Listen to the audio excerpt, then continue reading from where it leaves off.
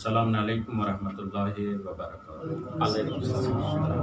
اعوذ باللہ السمیع العلیم العلی العظیم من الشیطان اللعین الرجیم، بسم اللہ الرحمن الرحیم، الحمد للہ الذی نزل الفرقان علی عبدہ لیکون للعالمین نذیرا، والصلاة علی من جعلہ شاہدا ومبشرا ونذیرا وداعیا الی اللہ بإذنہ وسراجا منیرا، وعلی آلہ الذین اذھب اللہ عنہم الرجس وطہرہم تطہیرا۔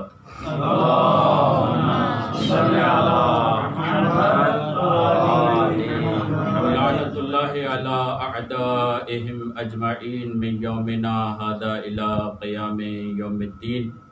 رب اشرح لی صدری ویسر لی امری واحلل عقدۃ من لسانی یفقہوا قولی اما بعد، فقد قال الامام علی بن موسیٰ الرضا علیہ الصلاۃ والسلام، رحم اللہ عبدا احیا امرنا، قال الراوی فقلت له فکیف یحیی امرکم، قال المعصوم يتعلم علومنا ويعلمها الناس، فإن الناس لو علموا محاسن کلامنا لاتبعونا۔ درود پڑھیے محمد وآل محمد پہ۔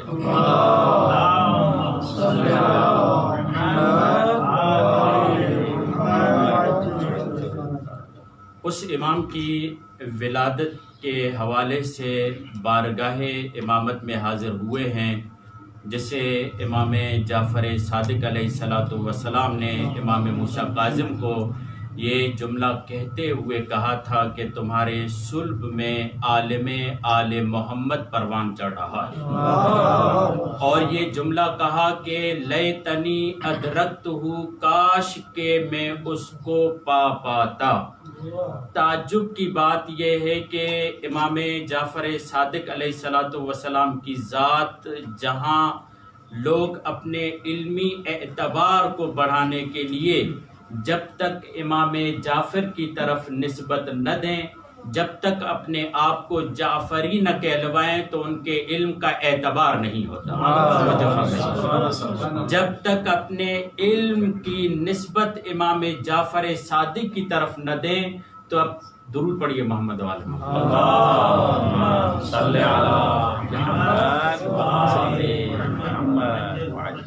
درود پڑھیے محمد والے۔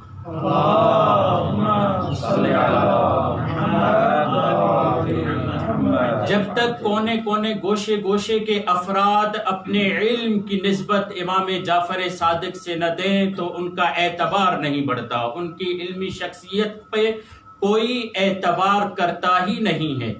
وہ امام یہ فرما رہے ہیں، حالانکہ حق بنتا تھا زمانے کی حساسیت کے اعتبار سے جس انداز سے تشریح و تبیین علوم تشیع امام صادق نے فرمایا، حق بنتا تھا کہ انہیں عالم آل محمد کہا جائے۔ اس سے پہلے آپ نے دیکھا کہ امام محمد باقر کو باقر العلوم کہا گیا۔ اس سے پہلے گویا کہ علم دانے کی مانند تھا، اگر اس علم کو شگافتہ کیا، اگر اس علم کو نمو بخشا، اگر اس علم کو پروان چڑھایا تو امام محمد باقر علیہ السلام نے۔ اسی وجہ سے باقر العلوم ہوئے، جہاں مسائل گتھیوں کی صورت میں الجھے ہوئے تھے ان مسائل کو سلجھایا تو امام باقر علیہ السلام۔ امام باقر کے لیے بھی یہ جملہ نہیں ملتا کہ وہ عالم آل محمد ہیں۔ زمانے کی حساسیت نے نہ امام باقر کو عالم آل محمد کہا، نہ امام صادق کو عالم آل محمد کہا۔ زمانے کی حساسیت ہے ہی یہی، کیونکہ یہ القاب اپنی طرف سے لے کر نہیں آتے بلکہ رسول خدا کی طرف سے عطا ہوئے ہوتے ہیں۔ انہیں معلوم تھا کہ امام صادق ایسے زمانے میں ہوں گے جہاں پر جھوٹے دعوے دار امامت کا دعویٰ کر رہے ہوں گے، وہاں پر ایک تو سچا ایسا ہو جو تین کو جھٹلاتا رہے، چار کو جھٹلا۔ یہ جملہ کہہ کر بتایا جا رہا ہے کہ یہ صادق آل محمد ہیں، اس کے مقابلے میں جتنے بھی امام آئے وہ سارے کے سارے کاذب ہی کاذب ہیں۔ درود پڑھیے محمد والے محمد۔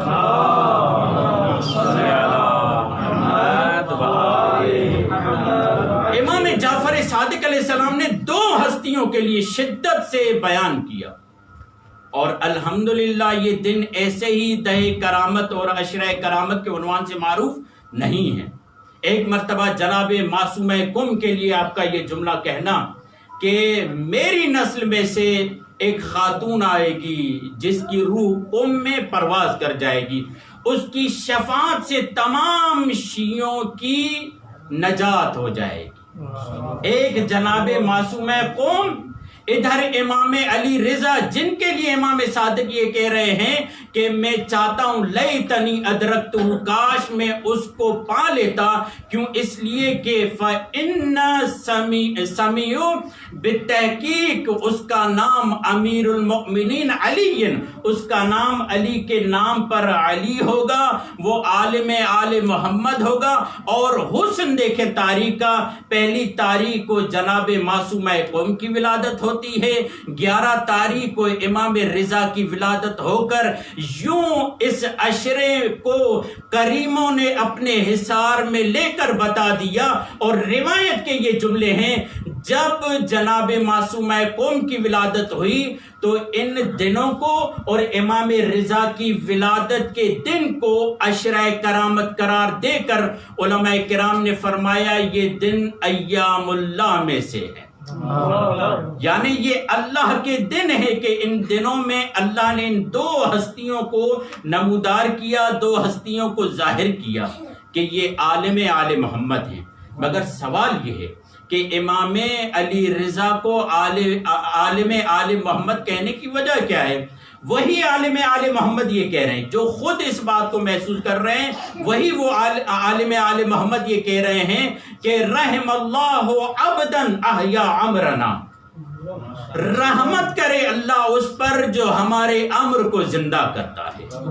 اس ایک ٹکڑے میں کئی موضوعات نکل آتے ہیں، گویا جو کوئی معصوم کی دعا میں شامل ہو جائے، توجہ فرمائیے کتنا عظیم رتبہ ہے۔ یہی تو ہم چاہتے ہیں کہ ہم معصوم کی دعا میں شامل ہو جائیں، اور معصوم کہہ رہے ہیں رحم اللہ عبدا احیا امرنا، اللہ رحمت نازل کرے اس پر جو ہمارے امر کو زندہ کرے۔ اب یہاں پر کون ہے جو اللہ کے امر کو زندہ کرے، معصومین کے امر کو زندہ کرے؟ دوسرے لفظوں میں وہ محیی بن کر دین آل محمد کو زندگی عطا کرے۔ یہاں پر علماء یہ فرماتے ہیں اس دین کی قوت اتنی ہے، یہ جتنا اس کو زندہ کرے گا دین اتنا اسے زندہ رکھے گا۔ یعنی یہ امر کی کرامت یہ ہے، یہ امر کی فضیلت یہ ہے کہ جتنا امر کو زندہ کرے گا یہ امر اسے اتنا زندہ بنائے گا، یہ امر اسے اتنا باقی رکھے گا۔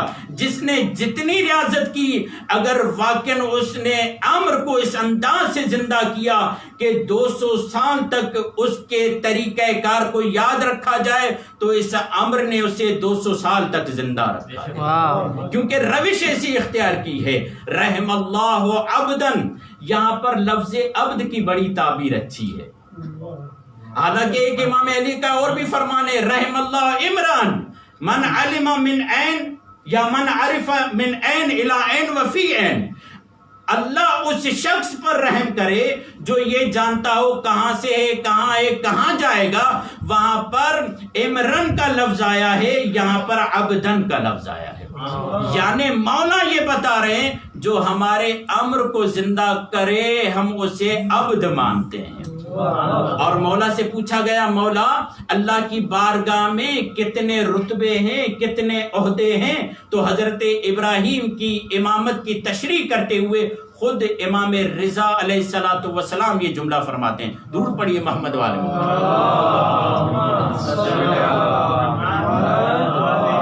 امام رضا علیہ الصلوۃ والسلام جملہ فرماتے ہیں کہ اللہ نے 5 عہدوں کو قرار دیا ہے، جس میں اللہ نے سب سے پہلے عبدیت کو قرار دیا ہے، اور عبد کہہ کر بتایا جا رہا ہے کہ یقیناً علماء مقام عبد پر ہیں۔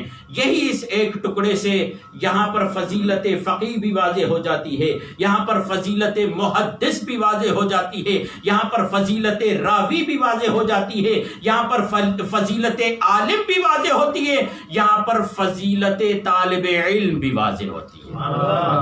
یعنی رحم اللہ عبدن، عبد کون؟ جو عالم ہے، عبد کون؟ جو فقیہ ہے، عبد کون؟ جو محدث ہے، عبد کون؟ جو راوی ہے، عبد کون؟ جو عالم ہے، عبد کون؟ جو طالب علم ہے۔ یہی تو قال راوی، راوی نے پوچھا، کہا راوی نے فقلت لہو، میں نے امام سے پوچھا مولا فکیف یحیی امرکم، کیسے آپ کے امر کو زندہ کرے گا؟ قال المعصوم، اس وقت امام نے یہ جملہ فرمایا کہ امر ہمارے کو زندہ کرے گا یتعلم علومنا، ہمارے علم کو حاصل کر، وَيُعَلِّمُهَا النَّاسِ، اور علم حاصل نہیں کرے گا بلکہ امین بن کر اس علم کو لوگوں تک پہنچائے گا۔ یعنی طالب علم بنے گا، پھر انتقال کے مرحلے میں کبھی وہ فقیہ ہے، کبھی وہ محدث ہے، کبھی وہ راوی ہے، کبھی وہ عالم ہے۔ یہ مختلف شؤونات اس کے بتا رہے ہیں کہ مولا نے اسے مقام عبدیت میں شامل کیا ہوا ہے، مولا نے اسے مقام عبدیت میں شامل کیا ہوا ہے۔ اور پھر اس کے بعد مولا نے عجیب جملہ کہا فَإِنَّ النَّاسَ لَوْ عَلِمُوا مَحَاسِنَ كَلَامِنَا لَاتَّبَعُونَا، اگر یہ لوگ، ان لوگوں تک ہمارے علم کے محاسن، ہمارے علم کی اچھائیاں، ہمارے علم کی خوبیاں پہنچ جائیں تو پھر انہیں کہنے کی ضرورت نہیں پڑے گی کہ ان کی اتباع کرو، وہ خود بخود تابعداری کریں گے۔ اب یہاں پر بحث یہ ہے کہ امام یہ فرماتے ہیں کہ جب ان تک ہمارے علم کے محاسن پہنچے، امام کا علم پہنچے، نہ کہ پہنچانے والا خود فرد پہنچے۔ بہت سارے لوگ ممبر پہ بیٹھ کے خود کو پہنچاتے ہیں، آل محمد کو کہاں پہنچاتے ہیں؟ اگر وہ اپنے فن کو پہنچانے کے بجائے، اگر وہ اپنے اعتبار کو پہنچانے کے بجائے علم آل محمد کو پہنچاتے تو محاسن بھی پہنچاتے، لوگ اتباع بھی کرتے۔ لوگوں کا اتباع نہ کرنا معلوم یہ ہوتا ہے کہ شاید ہماری روش میں وہ درست طریقہ کار نہیں ہے جس انداز سے علم پہنچانا چاہیے۔ اب یہاں پر میں حساسیت کے مرحلے کو دیکھتا ہوں، وہ یہ ہے کہ امام نے کس انداز سے علم کو پہنچایا کہ ایک اور روایت ہے العلم سلطان، علم قدرت ہے۔ یہ کیسے مشاہدہ ہو کہ علم قدرت ہے؟ یہ کیسے محسوس ہو کہ علم قدرت ہے؟ یہ انہیں معلوم ہوگا جو سلطنت کو قدرت سمجھتے ہیں، اور جب ان کے سامنے علم کا ایسا اظہار کیا جائے، در حالی سلطنت ان کے پاس ہے مگر لوگ یہ کہہ رہے ہیں، حق یہ بنتا ہے کہ سلطنت پہ ان کو ہونا چاہیے۔ امام رضا نے اس انداز سے علم کو پہنچایا، مولا رضا نے اپنی روش کو اس انداز سے پہنچایا۔ وہ کون سی روش تھی؟ مولا نے ابتدا کر دی، اس روش کی ابتدا کر دی نشاپور سے۔ جب نشاپور آئے اور 1,20,000 یا 50,000 یا 1,25,000 کاتبان حدیث سونے کے قلم لے کر، دوات لے کر انتظار میں تھے کہ فرزند رسول کچھ لکھیں، کچھ کہیں اور ہم لکھیں۔ یہاں پر علامہ ذیشان در جوادی نے بہت ہی عمدہ جملہ کہا ہے کہ یا رسول اللہ دیکھ لیجئے، کل کو آپ کو یہ کاغذ اور دوات اور قلم نہیں دے رہے تھے، آج آپ کے فرزند نے انہیں مجبور کر دیا ہے، 1.25 لاکھ انتظار کریں آپ کا فرزند بولے تاکہ یہ لکھ پائیں۔ یعنی آپ کے فرزند نے انہیں مجبور کر دیا ہے، اور وہاں پر بھی امام نے اپنی مرضی سے کلام نہیں کہا، یعنی کہ ایسا نہیں کہا کہ امام نے کہ تم بیٹھو میں کلام کہتا ہوں، پہلے انتظار میں تھے اور امام کو مجبور کیا گیا کہ آپ کلام کہیں، اور اس وقت امام کے لیے جب ممبر سجایا گیا اور امام نے جب بسم اللہ الرحمن الرحیم کہا اور یہ جملہ کہا کہ میں نے سنا اپنے بابا سے، انہوں نے سنا اپنے بابا سے، انہوں نے سنا اپنے بابا سے، انہوں نے سنا اپنے بابا سے، اور مولا کائنات تک سلسلہ، مولا کائنات سے رسول خدا تک سلسلہ، رسول خدا سے جبرائیل، جبرائیل سے خدا تک سلسلہ، جسے سلسلۃ الذہب کا نام دیا گیا۔ کسی غیر معصوم کا اس روایت میں دخل نہیں، معصوم سے معصوم تک جب یہ کڑی ملتی ہے تو یہ سلسلۃ الذہب یعنی ایسی کڑی ہے جو معصوموں کی کڑی ہے، جس میں عیب داروں کی شرکت نہیں ہے بلکہ معصوم ہستیوں کی شرکت ہے۔ وہاں پر معصوم یہ جملہ کہتے ہیں، لا الہ الا اللہ حسنی فمن دخل حسنی آمن من عذابی۔ جو لا الہ الا اللہ کہتا ہے وہ قلعے میں داخل ہو جاتا ہے، اور جو قلعے میں داخل ہو جائے وہ عذاب سے محفوظ ہو جاتا ہے۔ اب یہ تو توحید کا پیغام تھا، یہ تو سب کو معلوم تھا کہ توحید کا پیغام جو بھی لا الہ الا اللہ کہیں وہ قلعے میں داخل ہو جائے گا۔ ایک مرتبہ امام سواری پہ سوار ہوئے اور ایک مرتبہ اپنے ہودج کے پردے کو ہٹایا اور سر نکال کے یہ جملہ کہا، بشرطہا و بشروطہا و انا من شروطہا۔ یاد رکھو اس لا الہ الا اللہ کے قلعے میں داخل ہونے کے شرائط ہیں، اور ان شرائط میں سے میں رضا خود ایک شرط ہوں۔ اب یہاں پر امام نے حکمت عملی واضح کر دی کہ میں نے مدینہ چھوڑا ہے یہاں خراسان آنے کے لیے، یہاں نشاپور مرو لایا جا رہا ہے، جیسا کہ یزید یہ سمجھ رہا تھا۔ توجہ چاہ رہا ہوں، بڑی محبت سے ہم نے سماعت فرمایا۔ جیسا یزید یہ سمجھ رہا تھا کہ میں نے لکو دکو صحرا میں حسین کو لے کر آیا ہوں، اور حسین کو لا کر میں نے اس کے دائرہ تنگ کیا ہے، گویا کہ یزید یہ سمجھ رہا تھا میں نے حسین کا دائرہ تنگ کیا، اس لکو دک صحرا میں حسین کے نام و نشان کو مٹا دوں گا۔ حسین نے کہا میں فرزند زہرا ہوں، میں تمہیں یہاں پر گھیر کے لایا ہوں، اگر یہاں یزیدیت کو دفنا نہ دوں مجھے حسین نہ کہ، کیونکہ یزید یہ سمجھ رہا تھا کہ لکو دک صحرا میں حسین کا نام دب جائے گا، حل من ناصر ینصرنا دب جائے گا، مگر حسین نے کہا کربلا تمہارا انتخاب نہیں ہے، کربلا حسین کا انتخاب۔ یہی مولا رضا بتانا چاہ رہے ہیں، یہ تم اپنی مرضی سے ہمیں لے کر نہیں آئے، ہم اپنی مرضی سے آئے ہیں، اور تم یہی اپنے وزیر کو کہو گے۔ ہم یہ سمجھ رہے تھے کہ رضا ہمارے سازش میں، ہمارے گرداب میں پھنس جائے گا، بلکہ ہم تو رضا کے گرداب میں پھنس چکے ہیں۔ یہ کوئی معمولی شخصیت نہیں، یہ فرزند زہرا ہے۔ درود پڑھیے محمد والے محمد۔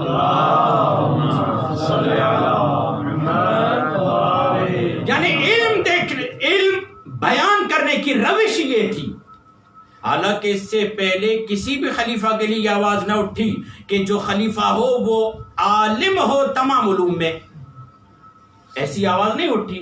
جتنے بھی آ رہے تھے گنہگار بھی تھے، کسی نے علم کا دعویٰ نہیں کیا، مگر مامون کے دربار میں جب مناظرے ہوئے، اللہ جانے امام کے مناظرے کا انداز کیا تھا کہ لوگ مگوئیاں کرنے لگے، مسند پہ اسے بیٹھنا چاہیے، یہ کیوں بیٹھا ہے؟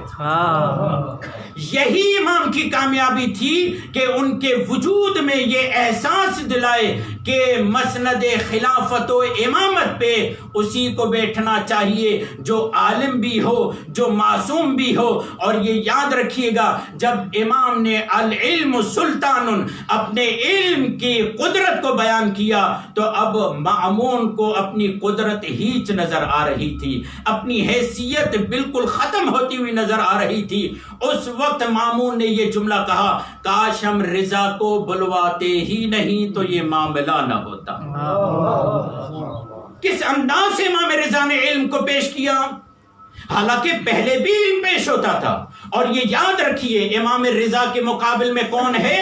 امام رضا کے مقابل میں وہ حکمران ہے جو کہتا ہے کہ میں خلیفہ صحیح ہوں، لوگوں کو انصاف دینے والا ہوں۔ جب لوگوں کو انصاف دینے والے ہو تو پھر حقدار تک پہنچاؤ، اور پھر اس انداز سے اور جب امام مناظرے کرتے تو صحابیوں سے الگ سوال کرتے، یہودیوں سے الگ سوال کرتے، زرتشتیوں سے الگ سوال کرتے، عیسائیوں سے الگ سوال کرتے کہ مجھے انجیل میں عالم پایا یا نہیں پایا، مجھے تورات میں عالم پایا یا نہیں پایا، مجھے اپنی کتابوں میں عالم پایا یا نہیں پایا۔ سب یہی جملہ کہتے، خدا کی قسم ہم نے اپنے آپ سے زیادہ آپ کو عالم پایا۔ یہ اقرار لینا، اور پھر مامون کے دربار میں ایک مرتبہ مامون شرم سے ڈوب جاتا، وہی لوگ آ کر یہ کہتے کہ حق یہ بنتا ہے کہ امام کے پاس حکومت ہونی چاہیے، مامون کیا کر رہا ہے؟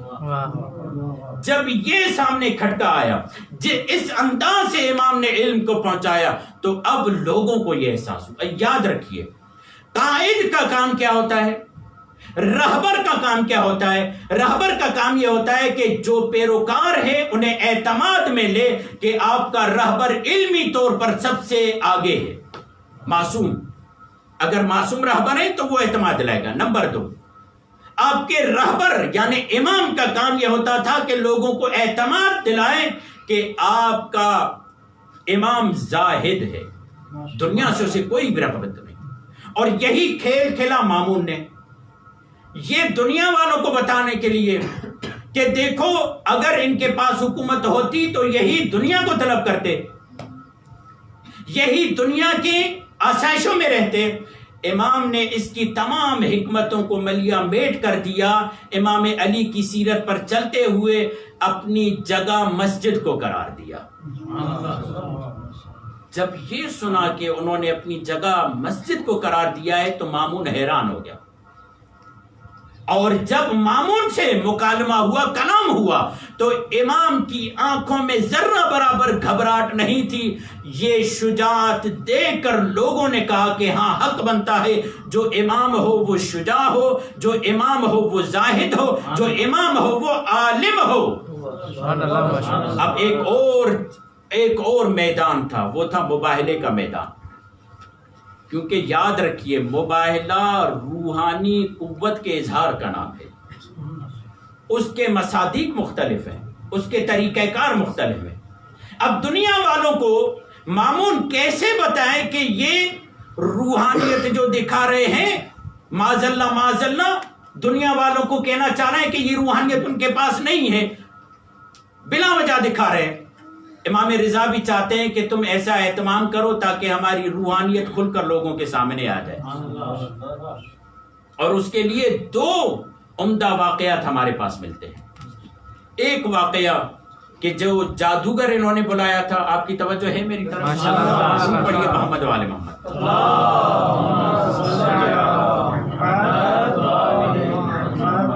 جادوگر بلایا، اور یہی واقعہ امام علی نقی کی سیرت میں بھی ملتا ہے۔ جادوگر بلایا، اس جادوگر نے امام کے قریب بیٹھے ہوئے جو امام کا چاہنے والا تھا اس کے ہاتھ سے لقمہ اڑوا دیا، ہوا میں اڑنے لگا، معلق ہو گیا لقمہ۔ پھر دوسری مرتبہ امام کے چاہنے والے نے لقمہ اٹھایا، اب امام کے سامنے امام کے چاہنے والے کی توہین خود امام کی توہین تھی۔ یہ کہہ کر دنیا والوں کو بتانے کی کوشش کی جا رہی تھی، جو اپنے چاہنے والے کا دفاع نہ کر سکے، جو اپنے چاہنے والے کی عزت اور حرمت کا دفاع نہ کر سکے، وہ اپنا دفاع کیا کرے گا؟ جب تیسری مرتبہ یہ ہوا تو ایک مرتبہ جو دیوار پر شیر بنا ہوا تھا پردے پر، ایک مرتبہ میرے مولا رضا نے یہ جملہ کہا، یا اسد اللہ خذ عدو اللہ، اے اللہ کے شیر جلدی آ اسے پکڑ لے۔ ایک مرتبہ وہ جو پردے پر نقاشی بنی ہوئی تھی اصلی شیر کی صورت میں ہو گئی اور آ کر اس جادو کو پکڑ لیا۔ مامون بے ہوش ہو گیا، گویا کہ بتانا تھا تم فرعون و ہامون و نمرود کے پیروکار ہو، ہم موسیٰ کے پیروکار ہیں، ہم موسیٰ کے پیروکار۔ اور جب وہ ہوش میں آیا کہا کہ یہ جادوگر ہمیں واپس دو، کہا اگر موسیٰ کا اژدہا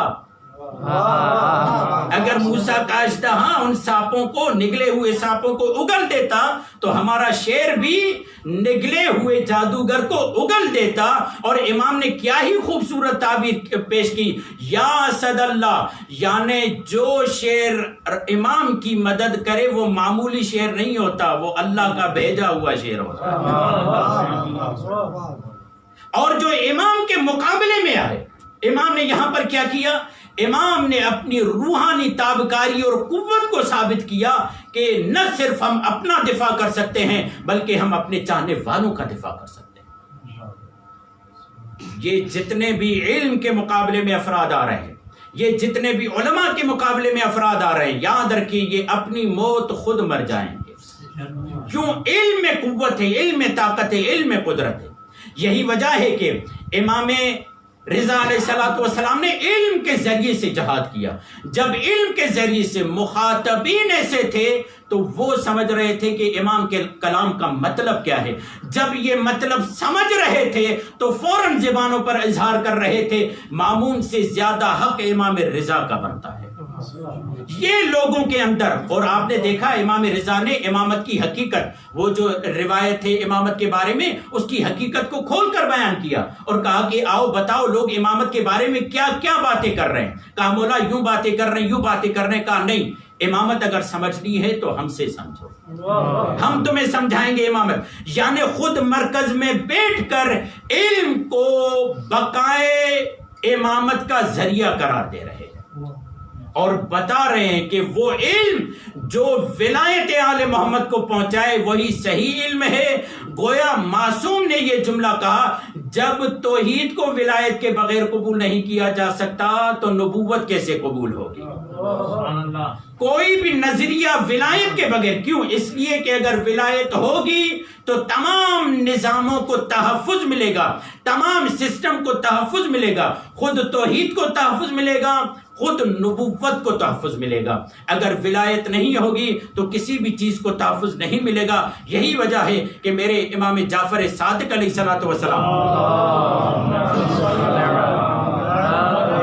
یہ جملہ فرماتے ہوئے نظر آتے ہیں، بنی الاسلام علی خمس و خمسۃ، اسلام 5 بنیادوں پر ہے، نماز ہے، روزہ ہے، حج ہے، زکوٰۃ ہے، ولایت ہے۔ اور جب پوچھا گیا کہ مولا اس میں سے اہم ترین کون سا رکن ہے تو مولا نے فرمایا ولایت اہم ترین رکن ہے۔ اور یہ نہیں کہا کہ ہم ولایت کی طرف تمہیں بلاتے ہیں، بلکہ کہا اللہ نے کسی اور رکن کی طرف اتنا نہیں بلایا جتنا ولایت کی طرف بلایا ہے۔ اور وہاں پر یہ وضاحت کی کہ یاد رکھو اگر انسان سفر میں ہو تو انسان پر نماز قصر ہو جاتی ہے، 4 سے 2 ہو جاتی ہے۔ اگر انسان مریض ہو تو روزہ معاف ہو جاتا ہے، استطاعت نہ ہو تو حج اس پر واجب نہیں ہوتا، نصاب تک معاملہ نہ پہنچا ہوا ہو تو زکوٰۃ اس پر واجب نہیں ہوتی۔ مگر ہماری ولایت یہ ہے، مرد ہو، عورت ہو، مریض ہو، صحت یاب ہو، حضر میں ہو، سفر میں ہو، جیسی بھی حالت میں ہو، ہماری ولایت تو اس پر واجب ہی واجب ہے۔ درود پڑھیے محمد و آل محمد۔ یہ جو آج ساری الجھنیں پیدا ہو رہی ہیں، کیوں؟ اس لیے کہ ہم نے صرف ولایت کو محدود کر دیا تھا محبت میں۔ آج ایک ویکیوم بنا ہے۔ جو کل تک اس بات کے لیے اعتراض کرتے تھے کہ امام خمینی کے علاوہ کسی اور کو امام کیسے کہیں، آج وہ خود ہمیں موقع دے رہے ہیں کہ کیا ولایت کا لفظ معصومین کے علاوہ کسی اور کے لیے بولا جا سکتا ہے یا نہیں۔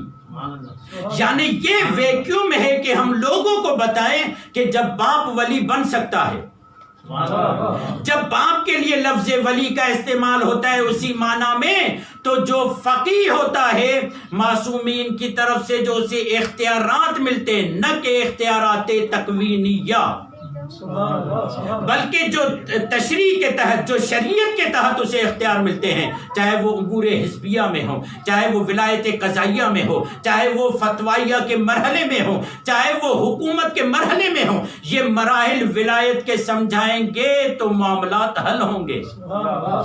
ہم نے کتنا حق ادا کیا ہے ولایت کو سمجھانے کے لیے۔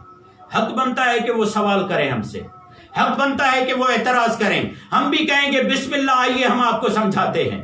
کیونکہ اب یہ موقع ہے ہم انہیں سمجھائیں کہ ولایت کے معنی کیا ہے. فلسفہ ولایت جائیے شہید مطہری نے بتایا. ولایت ایک مرتبہ محبت کے معنی میں، ولایت ایک مرتبہ قضاوت کے معنی میں، ولایت ایک مرتبہ حکومت کے معنی میں، ولایت ایک مرتبہ سرپرستی کے معنی میں، ولایت ایک مرتبہ دین کی مرجعیت کے معنی میں ہے. ولایت کو ہم نے بیان کب کیا؟ اگر ہم ولایت کو بیان کرتے تو اعتراضات ہی وارد نہ ہوتے. بس یہ ایک فاصلہ ہے، یہ ایک ویکیوم ہے، یہ ایک فرصت ہے کہ ہم صحیح طور پر محبت کے ساتھ شفقت کے ساتھ انہیں بلائیں. اور یہاں پر یہ میں جملہ کہوں گا کیونکہ علماء بزرگان کی ایصال ثواب کی مجلس تھی، اسی لیے عالم اور راوی اور محدث اور آل محمد کے امر کو زندہ کرنے والے کی فضیلتوں کو بیان کیا گیا. یاد رکھیے ہمارے بر صغیر میں جب پاکستان ٹوٹا تھا، زمین ٹوٹی اور پاکستان بنا، تو اس وقت جو ضرورت تھی وہ عقائد کے میدان پر کام کرنے کی ضرورت. ممبر کو علماء کرام نے بیٹھ کر یہ منصوبہ بنایا کہ ممبر سے کیا پیش ہونا چاہیے. کہا ممبر سے عقائد پیش ہوں گے. کیوں؟ اس لیے کہ ہمارے مقابلے میں وہابی فکر موجود تھی، ہمارے مقابلے میں اہل سنت موجود. وہاں پر ضروری تھا علی کی فضیلت کو بیان کیا جائے، علی کی ولایت کو بیان کیا جائے، علی کی محبت کو بیان کیا جائے. اس وقت ضرورت تھی کہ ولایت کو محور قرار دیا جائے محبت کا. آج ضرورت ہے محبت سے بڑھ کر سیاست کو بیان کیا جائے. اور الحمدللہ اس میں حضرت علامہ طالب جوہری کامیاب رہے. انہوں نے حق ادا کیا علی کو پہنچانے کا، دنیا والوں کو بتانے کا. جس وقت آپ کے معاشرے میں یہ تھا کہ یہ جو شیعہ حضرات ہیں ان کے تو 40 پارے ہوتے ہیں، یہ جو شیعہ حضرات ہیں یہ تو قرآن پڑھنا جانتے نہیں، یہ تو شیعہ حضرات ہیں ان کے ہاں حافظ نہیں ہوتے. تفہیم قرآن کے ذریعے غیروں کو منوایا. قرآن پڑھنا اور سمجھنا کوئی ان سے سیکھے. اور مجھے تعجب ہوا خدا کی قسم، بعض لوگوں نے یہ اعتراض اٹھایا آیا خطیب بھی تھے یا نہیں. بعض لوگوں نے، توجہ فرمائیے گا، بعض لوگوں نے انا للہ کلمہ استرجاع پڑھنا گوارا نہ کیا. اپنی فکر پہ اتنا گھمنڈ ہے، اپنے نظریاتی ہونے پہ اتنا گھمنڈ ہے. تمہیں معلوم ہونا چاہیے تھا سلمان و ابو ذر بھی تو مولا علی کے ساتھ تھے، جس کے لیے رسول خدا یہ جملہ کہہ رہے ہیں اگر سلمان کے ایمان کا ابو ذر کو معلوم ہو جائے تو سلمان کے لیے ابو ذر یہ جملہ کہے. جو سلمان کو قتل کر کے آئے گا نا اس کے لیے ابو ذر یہ جملہ کہے گا جب اس کا ایمان اس پر واضح ہو جائے، کہے گا پروردگار جس نے سلمان کو قتل کیا ہے وہ صحیح ہے، تو سلمان کے قاتل پہ رحم فرما. بہت ہی خطرناک روایت ہے. علامہ مجلسی نے اس کو بیان کیا، علماء کرام نے اس کی تشریح کی ہے کہ اس سے مراد کیا ہے. اور ڈھکو صاحب نے تو ایک الگ طریقے سے تشریح کی ہے کہ گویا کہ وہ معاملہ، یعنی ہر ایک کے مراتب ہیں، درجے ہیں. کیوں نہیں اس بات کو ہم سمجھتے؟ اگر اس دور میں علامہ رشید ترابی اللہ مقامہ اور اس کے بعد جس سلیس انداز سے طالب جوہری خطابت کو لے کر آئے، لوگوں تک پیغام پہنچایا، اگر اس انداز سے آپ نے دیکھا، میں علنی یہاں پر یہ بیان کرتا ہوں، آپ نے دیکھا مفتی نعیم کا انتقال ہوا اور آپ ہی کے ایک بزرگ عالم دین خطیب بے بدل دوسرے دن انتقال ہوا.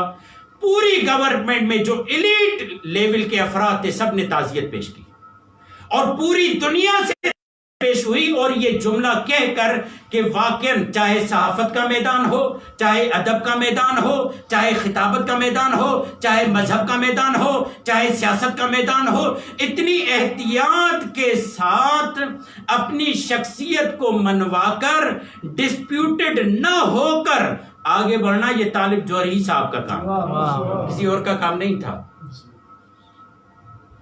اور آپ کی ایلیٹ لیول پہ شیعت کا جو روشن چہرہ تھا وہ علامہ طالب جوہری نے پیش کیا. ایک ایسا رخ تھا کہ قرآن کو پیش کرنے کا انداز، قرآن کو سمجھانے کا انداز. آج بھی پی ٹی وی کے وہ دروس آپ یوٹیوب پر جا کر دیکھیں کس انداز سے انہوں نے سمجھایا. واقعاً ایک متبحر شخصیت تھے، ایک واقعاً قابل شخصیت تھے. اس کے بعد حضرت علامہ دھنی بخش اللہ مقامہ، اس کے بعد غلام قمر کریمی، اللہ مقامہ، یہ وہ بزرگ تھے جنہوں نے روحانیت کے میدان میں سندھ میں جس لیول کے کام کرنے کی ضرورت تھی انہوں نے کام کیا۔ طالب جوہری صاحب اب الگ لیول پہ، مگر میں نے یہ دیکھا بعض لوگوں نے آغا دھنی بخش کے لیے بھی انا للہ نہیں لکھا۔ کیا بتانا چاہ رہے ہیں؟ یعنی یہ ایک کونے میں بیٹھے ہوئے تھے، ہم ہی کام کر رہے ہیں میدان میں، یہ تو رہبانیت اختیار کیے ہوئے تھے، ہم ہی بڑے فعال عالم ہیں۔ اپنے علم پر غرور نہ کرو، اپنے تحرک پہ غرور نہ کرو۔ ہر عالم اپنی ذمہ داری خود سمجھتا ہے کہ اس نے کس میدان میں کام کرنا ہے، اور جس میدان میں، جملہ کہتا ہوں، جس میدان میں حضرت دھنی بخش اللہ مقامہ نے کام کیا، ہمارا اور آپ کا اس میں کام ہی نہیں ہے۔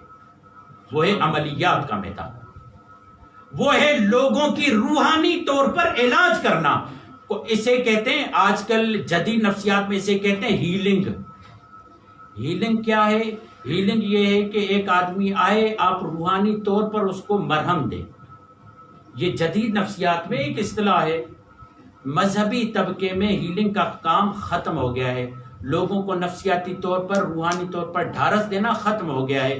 یہ کام کرتے تھے حضرت دھنی بخش صاحب۔ اب واپس آتے ہیں، درود پڑھیے محمد والا، بس 2-3 منٹ اس سے زیادہ۔ یعنی تعجب ہوتا ہے، ہمیں اپنے آپ پر غور کرنا چاہیے کس طبقے میں ہیں۔ کیا میں یہاں پر یہ جملہ کہتا ہوں، اگر کوئی ولایت فقیہ کا ماننے والا نہیں، الحمدللہ میں رہبر کا مقلد ہوں، اگر کوئی ولایت فقیہ کا ماننے والا نہیں وہ جہنم جائے گا۔ آپ اس کے لیے انا للہ و انا الیہ راجعون کلمہ نہیں پڑھ رہے، کلمہ استرجاع جاری نہیں کر رہے۔ یعنی آپ کی نظر میں جو نظریاتی ہے اسی نے ٹھیکہ لیا ہوا ہے جنت میں جانے کا، اور اس طرف بھی جو ولایت فقیہ کے ماننے والے ہیں ان کی نظر میں یہ جنت میں نہیں جائے گا، تو پھر جنت میں جائے گا کون بھائی؟ اگر ادھر والے کہیں یہ جنت میں نہیں جائیں گے، ادھر والے کہیں یہ جنت میں نہیں جائیں گے، تو جنت میں جائے گا کون؟ معیار ولایت امیر المؤمنین ہے۔ اس ولایت امیر المؤمنین کے مختلف طبقے ہیں، کسی نے صرف علی کی ولایت کو محبت تک سمجھا ہے، کسی نے علی کی ولایت کو مرجیت دینی تک سمجھا ہے، کسی نے علی کی ولایت کو قضاوت دینی تک سمجھا ہے، اور جو اگر بڑھ گیا اور واقعاً اس کو عملی جامہ پہنایا اور یہ پورا دین کتابوں میں موجود تھا، ولایت علی کو سیاسی طور پر میدان میں جو کتابوں میں موجود تھا اسے میدان میں لے کر آئے حضرت امام خمینی اور زمانے والوں کو بتایا، اگر ولایت علویہ سیاسی کو قبول نہیں کرو گے تو تم نظاماً زندگی پیش کر ہی نہیں سکتے۔ یہ ترقی ہے۔ یعنی معاشرہ، اقوام کیسے ترقی کرتی ہیں؟ یہ ترقی تھی، اور الحمدللہ آج دنیا سمجھ چکی ہے، ان کے پاس احسن نظام ہے۔ بس آخری جملہ، عالم کی قدر و قیمت کیا ہے، بس یہ روایت، اور اس کے بعد آپ سے اجازت۔ رسول خدا سے کسی پوچھنے والے نے سوال کیا، انصاری نے، یا رسول اللہ ایک جنازہ ہے، اس جنازے میں جاؤں، اسی وقت ایک عالم کی نشست ہے، اس عالم کی نشست میں جاؤں، توجہ ہے بسم اللہ مولا، اس عالم کی نشست میں جاؤں؟ تو ایک مرتبہ رسول خدا نے کہا کہ یاد رکھو تشییع جنازہ سے عالم کی نشست میں بیٹھنا افضل ہے۔ پھر رسول خدا نے یہ جملہ کہا، تم سن لو، تشییع جنازہ 1000 تشییع جنازہ میں جانے سے ایک علمی نشست میں بیٹھنا بہتر ہے۔ 1000 سال عبادت کرنے سے عالم کی ایک نشست میں بیٹھنا بہتر ہے۔ 1000 روزے رکھنے سے، 1 سال کے 30 روزے ہوتے نا، 1000 روزے رکھنے سے ایک عالم کی نشست میں بیٹھنا بہتر ہے۔ 1000 حج کرنے سے، 1000 عمرہ کرنے سے، 1000 جہاد میں شرکت کرنے سے ایک عالم کی نشست میں بیٹھنا بہتر ہے۔ پوچھا گیا، گویا کہ علت معلوم کی گئی، آخر وجہ کیا ہے؟ تو ہمیں معصوم امام رضا کا یہ جملہ نظر آتا ہے، رحم اللہ عبدا احیا امرنا، یہاں بیٹھے گا تو ہمارا امر زندہ ہوگا، یہاں پر بیٹھے گا تو ہماری ولایت زندہ ہوگی، یہاں پر بیٹھے گا تو اسے معلوم ہوگا ہماری ولایت کے رتبے کیا ہیں اور کون سی ولایت کو کیسے قبول کرنا ہے۔ وآخر دعوانا ان الحمد للہ رب العالمین۔